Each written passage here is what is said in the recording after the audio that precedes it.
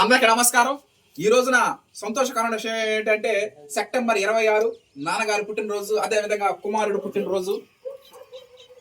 ఇది ఏ జన్మలో చేసుకున్న పుణ్యమో తెలియదు కానీ అంతరించిపోతున్నటువంటి ఉమ్మడి కుటుంబాలు ఈ రోజుల్లో 4 తరాల వారసులు.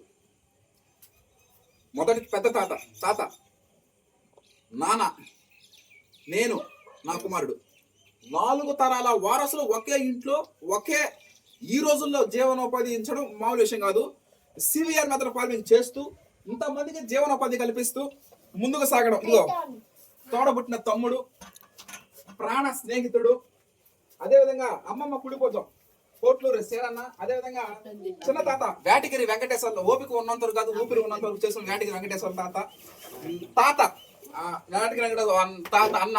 అదేవిధంగా ఈ తాత సంపాదించిన పొలంలోనే మనం ఈరోజు చేయడం జరుగుతుంది. నాన్నగారు వేటగిరి మల్లికార్జున గారు, కొమ్మరిగిరి దుర్గారావు అన్న సూపర్వైజరు.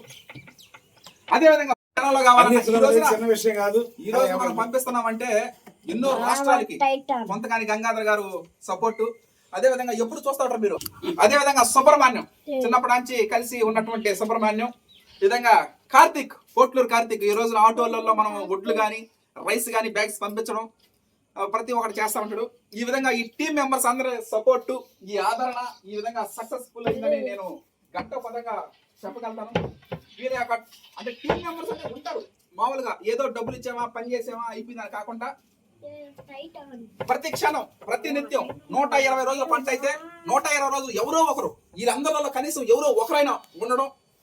120 130 రోజులు మన ప్రయాణం కొనసాగద్ది వరి సాగులో. ప్రతిరోజు ఎవరో ఒకరు ఈ 130 రోజుల ప్రయాణంలో ప్రతిరోజు ఎవరో ఒకరు మనం కలవడం, సంతోషంగా ముందుకు సాగడం జరుగుతూ ఉన్నది. ఇదంతా రైస్ వినియోగదారులు, కుటుంబ సభ్యులు, బంధువులు, స్నేహితులు, నాతో పాటు కలిసి చదువుకున్న మిత్రులు వాళ్ళకే అంకితం చేయడం జరుగుతూ ఉంది.